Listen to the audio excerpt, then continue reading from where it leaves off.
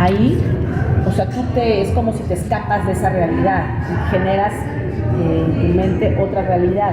Es decir, me imagino que estoy en Cancún, que está el sol radiante, si eres caballero, que hay unas chicas guapísimas ahí metidas en la alberca, yo tomando una piña colada. Entonces sustraes a tu cerebro de estar enfocado solo en la percepción del dolor que tienes en ese momento, te escapas de esa realidad que está ahí, pero te estás escapando y entonces disminuye el dolor porque tu cerebro no está atento necesariamente y al 100% solo a eso. Esa es la base de la imaginería guiada, que es otra modalidad de la terapia cognitivo-conductual. No es que tú te identifiques y que, o sea, claro, o sea, hay algo que esa no es terapia cognitivo-conductual, pero que es fundamental para la gente con dolor crónico, que se llama autocuidado. Entonces, si tú sabes que tienes que bajar de peso, tienes que bajar 15 kilos y sigues comiendo dieta T, pues tienes un problema. Entonces, si en el momento que tú tomes control de tu problema, decir, a ver, si el doctor me dijo, tengo que bajar de peso, tengo que dejar de fumar, tengo que hacer ejercicio 30 minutos al menos 4 veces a la semana, y cumples todo eso, verás que el control de tu dolor estará mucho mejor que si no lo haces. O sea, vas al médico, te da receta medicamentos, pero tú también te cuidas, pero vas con el psicólogo, te enseña todo esto y mejoras tu patrón del sueño, etcétera. Entonces todo esto beneficia al control del dolor. El tema es que mucha gente no tiene la disciplina necesaria para hacerlo, y es ahí donde muchas personas se desesperan. Dicen, es que, no, pero la vida es que estamos hechos para vivir, no para enfermarnos y que nos duela. Y cuando eso sucede es cuando buscas opciones. Claro. Y entonces después se reprime. Ahí está lo que hablábamos, o sea, el dolor tiene una implicación en tu vida de todas las maneras. Entonces, por eso, uno, no te lo debes de aguantar, y dos, también es súper importante, hay que ser disciplinado. ¿Por qué? Porque hay muchos pacientes que buscan aquí, que buscan allá, que buscan acullá, pero cuando te dicen cierra el pico, que tienes que bajar de peso, no, ¿cómo? No puedo, no, sí puedes, deja de comer las conchitas deliciosas que le echas en la mañana, camina un poco. Entonces también, o sea, es parte y parte. Porque si es solamente de, bueno, con esos medicamentos y esta es la pócima mágica, no hay pócimas mágicas. Entonces hay que echarle candela para que eso funcione. Hay que convencer a la gente, ¿no? De que se deje guiar. Sí, claro, por supuesto. Tienes que hacer. Sí, claro, por supuesto. Muchas gracias, doctor. Qué placer. Gracias. El manejo de los pacientes con dolor debe de ser multimodal y multidisciplinario. ¿Qué es eso? El médico que debe de atender al paciente para prescribir los medicamentos, pero también existe la ayuda del área de terapia física y de rehabilitación, que es fundamental en la gente con problemas musculoesqueléticos.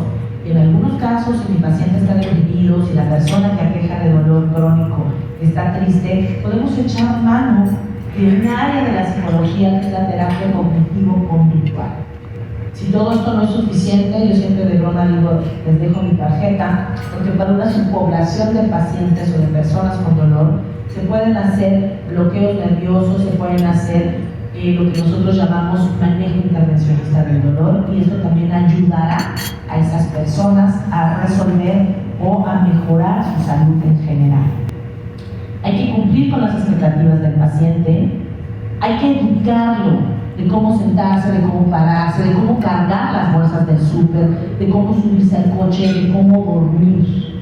Eso es fundamental para problemas musculoesqueléticos. Y, por supuesto, también mejorar el patrón del sueño.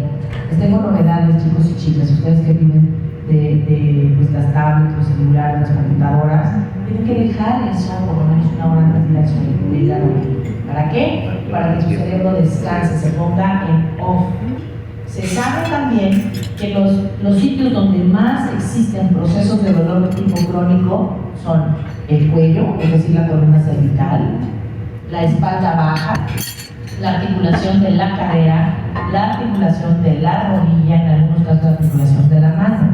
Pacientes con diabetes que tienen neuropatía y que esto les genera dolor de las piernas y de los pies, así como también, por supuesto, personas con dolor por cáncer. Entonces, estos son algunos de los datos interesantes epidemiológicamente hablando sobre el dolor de tipo crónico. Y bueno, nosotros debemos de considerar qué es lo que le pasa a la gente con dolor, porque es tan importante tratar adecuadamente. Ustedes vean, las personas que tienen problemas de dolor de tipo crónico van a presentar alteraciones del estado anímico, alteraciones del patrón del sueño, es decir, del buen dormir, porque hay mucha gente con dolor crónico que duerme, incluso duerme más. ¿Ustedes han escuchado hablar de fibromialgia? Bueno, los pacientes duermen 10, 12 horas y se levantan y se sienten peor que el día previo.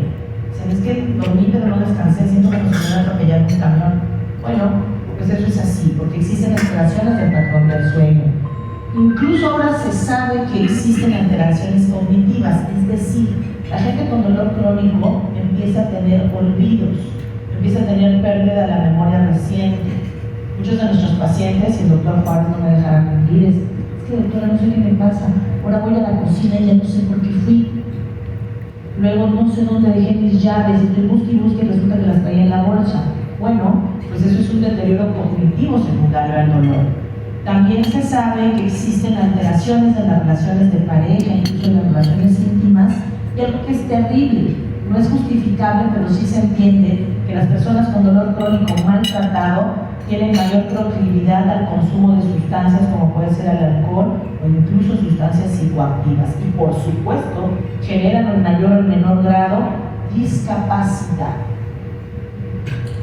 Y pareciera que esto era como un mito, ¿no? Nuestros abuelitos decían, no es que cuando hace frío me pongo dobles mallas o me tapo más, porque el frío y la humedad me genera dolor. ¿Y esto será cierto? Pues bien, precisamente para poder platicar con ustedes, con todo el conocimiento de causa, hicimos una reflexión sobre este tema, y adivinen que nuestros abuelitos tienen razón. Y pareciera poco importante, pero eso también es un motivo fundamental del por qué el incremento de las consultas en la época de invierno y en las épocas de lluvias es importantísima para la atención a la salud. ¿Por qué? Porque si nosotros consideramos que nuestra población adulta y adulta mayor y gente que tiene problemas articulares, musculoesqueléticos y que tienen dolor derivado de esta degeneración de la rodilla, de la cadera, de la columna, van a incrementar su dolor con el frío y con la humedad, pues ahora sabemos en el área de atención a la salud que esto es totalmente cierto. Y existe un porqué desde el punto de vista médico. El resumen de este es un estudio interesantísimo en el que evaluaron a la gente con problemas musculoesqueléticos, el dolor articular, y si la humedad y el frío les incrementaba el dolor. Pues resulta que sí, porque nosotros tenemos unas terminaciones nerviosas en las articulaciones, en el hueso y en las cápsulas sinoviales. Entonces, con el frío, ¿qué sucede? Estos receptores se activan y esto hace que los pacientes sean más sensibles a percibir el dolor y con mayor intensidad. Y algo muy importante que también se identificó es que los cambios bruscos de temperatura, aquí en Ciudad de México pasa, estábamos hace medio mes que parecía verano y el día siguiente entró un frente frío y bueno, así con la bufanda y el que salió con la chica que salió con el vestidito hasta acá se fue a comprar un mayor. Bueno, pues los cambios bruscos de temperatura de un clima seco y caliente a un clima húmedo, incluso aunque no haga tanto frío, puede incrementar la percepción del dolor de la gente con problemas musculoesqueléticos. Entonces, hoy por hoy, debemos de considerar que el hecho de que la temperatura baje, el hecho sobre todo de que llueva y de que haya humedad y frío, son factores en los cuales lo que vamos a observar en las personas con dolor musculoesquelético crónico es que van a tener incremento. Y esto también es algo muy importante de comunicar, porque muchas veces dicen, no, ¿cómo te va a dar más con el frío? Claro que no, pues es que tú lo piensas. Pues no, existen muchos estudios en donde esto se ha demostrado de forma cabal. Y este es uno de ellos, que fue un estudio muy bien llevado y por eso se los presento. Finalmente, una vez que nosotros entendemos que el dolor debe de ser parte de nuestra vida para protegernos, pero que también puede ser ahora catalogado como una propia enfermedad, como la neuropatía diabética distal dolorosa, como la lumbalgia crónica, como la migraña, como la fibromialgia, por mencionar algunos escenarios de dolor, debemos identificar que no es lo mismo tratar a alguien que tiene un proceso de dolor agudo como el que se fracturó el dedo, a alguien que tiene un problema de la columna que tiene 5 años de evolución. Aquí quienes atendemos a las personas con dolor debemos de ser muy sensibles y tener conocimiento de causa pleno para saber que si es un dolor agudo, lo que tenemos que resolver es lo que está originando el dolor, ¿no? Pero si es un problema de tipo crónico, muchas veces los tratamientos no son para curar el problema, es para controlar el dolor de esas personas y por supuesto mejorar su calidad de vida. Entonces esto también es algo en lo cual todos nosotros y todos ustedes, por favor, háganos saber, que la gente que tiene dolor sepa que no es normal vivir con dolor, que no es lo correcto y que además existen muchas opciones para poder ayudarlos a controlar, con grandes medicamentos, con grandes intervenciones y por supuesto con un seguimiento adecuado. Muchas veces no te mandan a clínica del dolor y se esperan hasta que vayas a cuidados paliativos, cuando ya el paciente realmente está muy mal. ¿Qué se debería de hacer en esos casos? Gracias. Creo que son dos preguntas interesantísimas. Una es, existen muchas enfermedades, sobre todo de carácter reumatológico, artritis reumatoide, espondilitis anquilosante, enfermedades neurológicas como Parkinson, como demencia, que te pueden generar dolor musculoesquelético.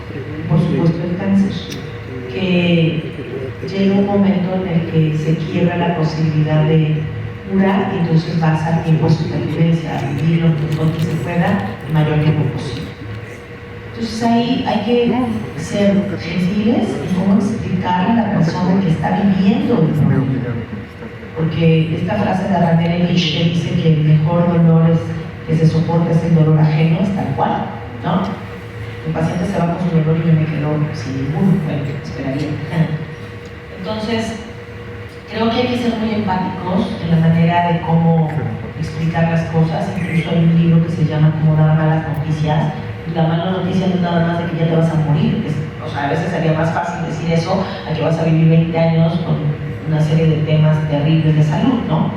Entonces ahí, uno, es el tener la empatía suficiente. Dos, bueno, esto parecería más bien a la empatía, es tener conocimiento de causa pleno de la enfermedad. Es decir, que el médico que está atendiendo al paciente realmente conozca de la A a la Z de ese problema, hasta dónde puede ser el alcance de la ayuda y hasta dónde va a ser la discapacidad, incluyendo el dolor. Pero para el dolor, perdón, existen muchas cosas que pueden hacer. Si bien es cierto, no es de que no te duela nada, es decir, nosotros evaluamos al dolor del 0 al 10, donde 0 es ningún dolor y de ahí para arriba pues hay un poquito, o un muchito, o muchísimo, pero tener el dolor bien controlado, es decir, en los números del 1, 2 y 3. Y eso sí se puede hacer. Entonces aquí el segundo punto sería, además de tener conocimiento pleno de la enfermedad, hay que tener conocimiento pleno de cómo tratar a los pacientes. Y esto me lleva a la segunda pregunta. Muchas veces a los pacientes los derivan muy tarde a una clínica de dolor, ¿no? Pero nosotros debemos entender que nuestra base poblacional al día de hoy son 130 millones de habitantes más o menos. Y existimos 1000 oncólogos en el país. Y de esos 1000, solamente la mitad nos dedicamos a realmente tratar el dolor. Entonces, quien trata el dolor debe ser cualquier personal de la salud entrenado en el área médica. Punto. Entonces, lo que hay que hacer es que toda el área médica esté entrenada para el manejo del dolor.